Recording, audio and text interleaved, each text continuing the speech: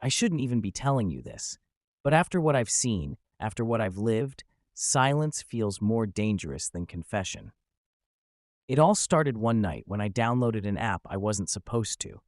I don't mean one of those stupid apps you find on the store, filled with ads and fake promises. No, this one wasn't even listed. It was hidden, buried in a forum thread that shouldn't have existed. The title of the post was simple, written in all caps, like a dare, the app that predicts your death. I know how it sounds, ridiculous, a cheap horror story bait for teenagers. I should have laughed and closed the tab, but I didn't. The thread had only one message, no replies, no likes, just a link, a dead link. But the longer I stared at it, the more I felt like it was staring back at me, like a trap waiting for someone stupid enough to step inside. And I was that someone. I clicked. The download was instant. No installation, no permission request. Just an icon that appeared on my phone, black background with a white crack across the middle. The word death blinking faintly. I thought it was a prank, maybe malware. I should have deleted it. But my curiosity, it was stronger than fear. When I tapped the icon, the screen flickered. For a second, I thought I saw something behind the glass, like veins spreading across it, glowing, alive. Then, a message appeared. Enter your name. That was it. Just those words. I typed it in, half amused, half unsettled. And then, another prompt.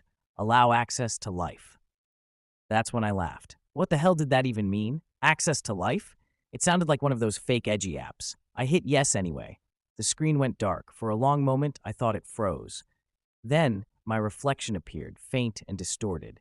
My own face staring back at me, but twisted, like the glass was bending my features into something wrong. And under my reflection, a single word appeared in blood-red letters. Soon. That was it. No date, no numbers, no countdown. Just soon. I should have uninstalled it, but I didn't. Something inside me whispered that it wasn't just a joke, that the app wasn't finished with me. That night, I had trouble sleeping. Every time I closed my eyes, I saw flashes of the phone in my mind. My face reflected on the screen, but not quite mine. The eyes were darker, the mouth wider. And then, at 3:07 a.m., the phone lit up by itself. No notifications, no alarms, just the same cracked screen with the word soon pulsing brighter like a heartbeat. I felt cold. The kind of cold that creeps into your bones, heavy and suffocating. I picked it up, and for a second, I swear I felt the glass pulse under my fingers like skin, like it was alive. Then another word appeared. Watch. I froze. My bedroom was silent, but the phone speaker hissed, faint static leaking out. And then, mixed in with the static, breathing. Not mine. Heavy, ragged, wet breathing, right against my ear. I dropped the phone, but the sound didn't stop. It was coming from the room, from the corner where the shadows were thickest. I couldn't move. I just stared, heart hammering, skin burning cold. The darkness seemed to shift, just slightly, like something was crouched there. Something that had been waiting. The phone screen flickered again, and new words appeared, in sync with that hideous breathing. You called me. I didn't sleep that night. I sat frozen in my bed, the phone still glowing faintly on the floor. The words you called me burned into my eyes long after the screen went black. By dawn, I convinced myself it had been a hallucination. Stress, exhaustion, maybe even sleep paralysis. I tried to laugh it off, but deep inside, I knew the app hadn't finished with me. The next day at work, things felt wrong. Every reflection I caught in glass or computer screens lingered half a second too long. My coworkers didn't seem to notice, but I did. My reflection blinked when I didn't. Sometimes it even smiled. Around noon, my phone buzzed, a notification. The icon of the app flickered, even though I hadn't touched it. My hands trembled as I opened it. This time, there was no text, just a timer, a countdown. I tried to close it, but the screen refused to turn off. My phone vibrated harder and harder, like it was warning me not to look away. The timer ticked down mercilessly, and every second echoed inside my skull like a ticking bomb. At first, I thought it was counting down to my death. But when the numbers reached 0000, nothing happened, or at least, nothing I could see. Instead, the screen went black again, and I felt a strange pressure in the air, like the room itself was holding its breath. My ears popped, and then a new word appeared. Look outside. My body resisted, but something stronger than fear dragged me to the window. The street was empty, quiet, almost too quiet. And then I saw it. Across the road, under the flickering streetlight, stood a figure.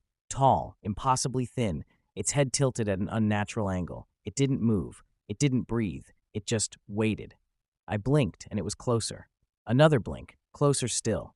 I staggered back, heart racing, but when I turned, my phone was in my hand again. I don't remember picking it up.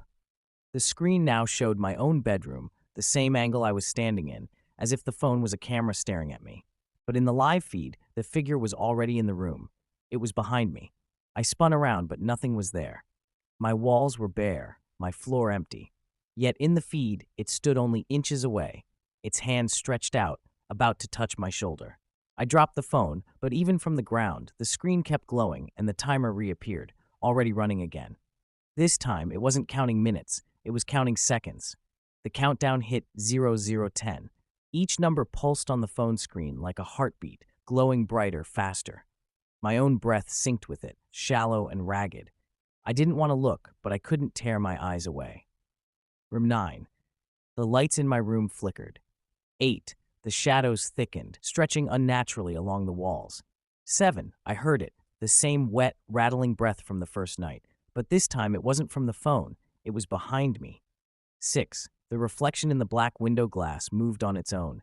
My reflection didn't copy me anymore. It smiled, teeth long and sharp, eyes sunken and hollow. 5. The air grew heavy. My chest felt like it was being crushed. 4. I reached for the phone, desperate to shut it off, to smash it. Anything, but my fingers went numb. It was like the device had fused with me. 3. The figure appeared in the corner of my room. No sound, no warning, just there. Its body twitched, jerking like broken bones snapping into place. 2. My reflection in the phone leaned closer to the screen, whispering something I couldn't hear, but I felt the vibration crawl into my skull. 1. The word appeared in blood-red letters. Now. The lights went out. In the suffocating dark, icy fingers brushed against my neck. I screamed, stumbling forward, but there was nowhere to run. The shadows swallowed everything. My phone was the only light left, and in it I saw myself, standing completely still, a hollow figure with black eyes, grinning. Then the screen went black. Silence. When the lights came back on, the room was empty. No figure, no sound. Just me, standing there, shaking. For a moment I thought it was over, that maybe I'd survived. But then I noticed something. My reflection wasn't moving. I tilted my head. It didn't. I blinked. It stared back, smiling. And then the phone buzzed in my hand one last time.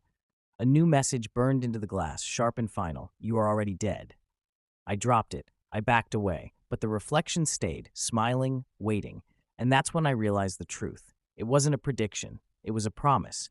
If you ever see that app on your phone, don't open it, because the moment you do, your death has already begun. Subscribe to Horror Story Bar.